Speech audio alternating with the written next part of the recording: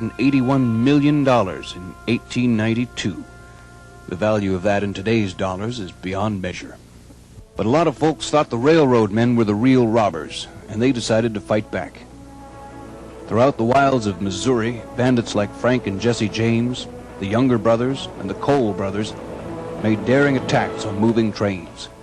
Though these robbers killed in the course of their crimes, they still became the stuff of legends, Robin Hoods of the Old West.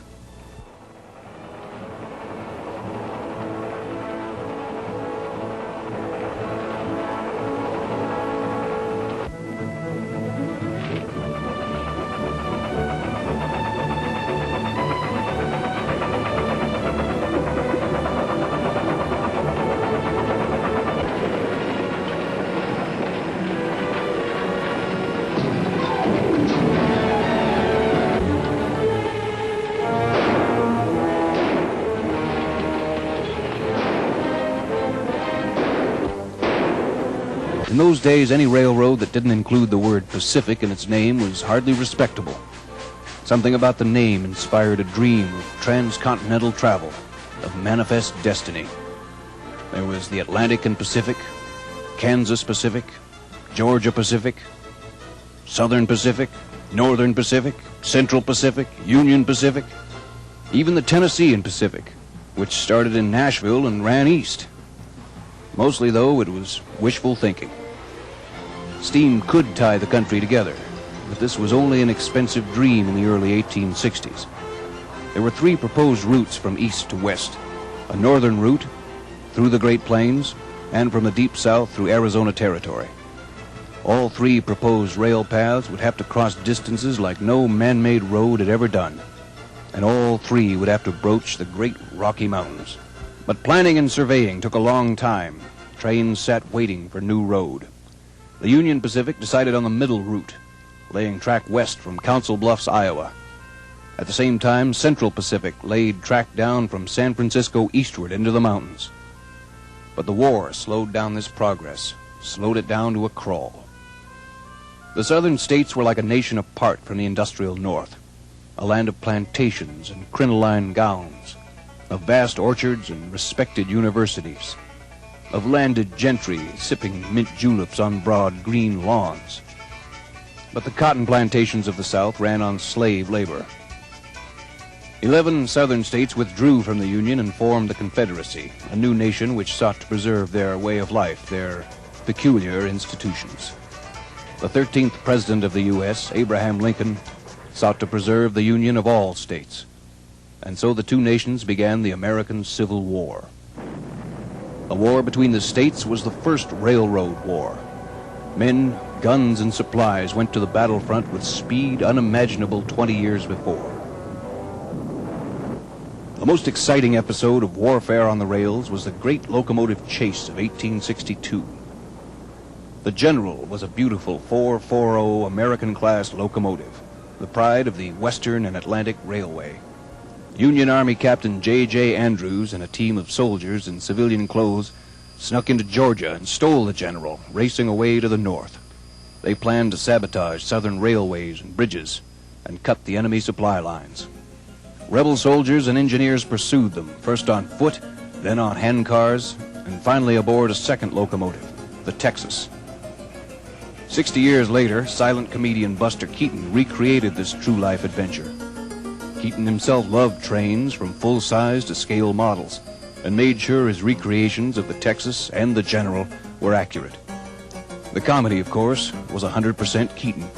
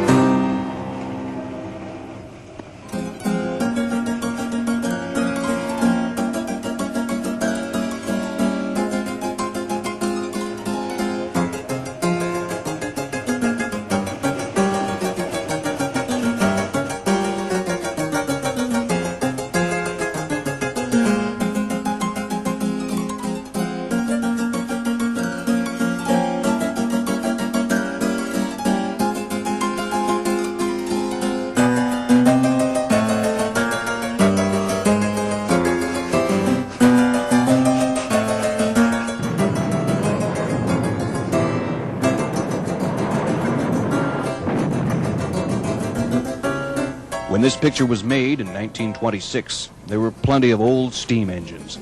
No one gave it a second thought to destroy one in the process of filming a big action scene.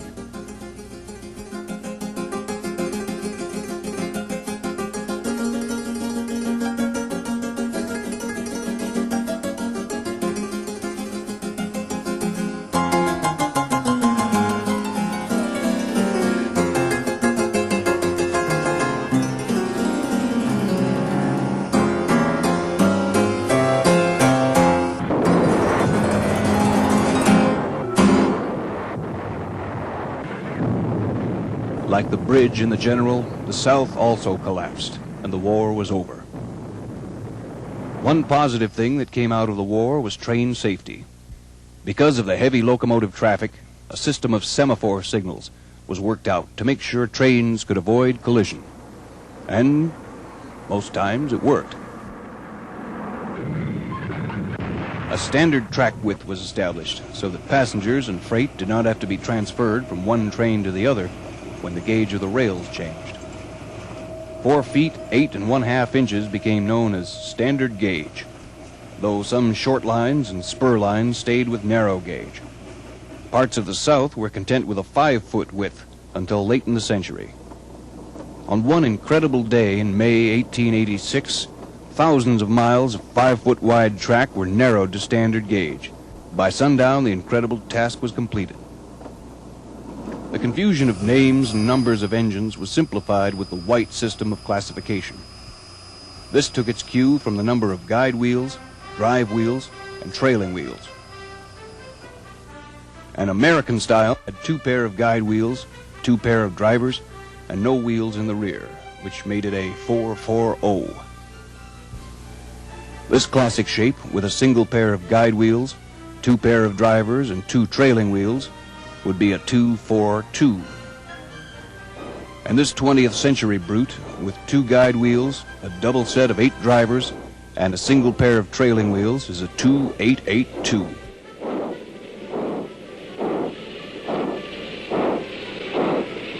With thousands of men from the North and South free for military service, the rail companies went full bore into linking East with West, not just for the glory, but for the money. A competitive market brought prices down, but if only one railway served an area, why, they could charge anything they wanted. Every one of those companies wanted to be that railway. Most of the Central Pacific work gangs were Chinese, chosen for their diligent work and the fact that the railroad companies didn't have to pay them a lot of money. Mistrust and bigotry ran riot.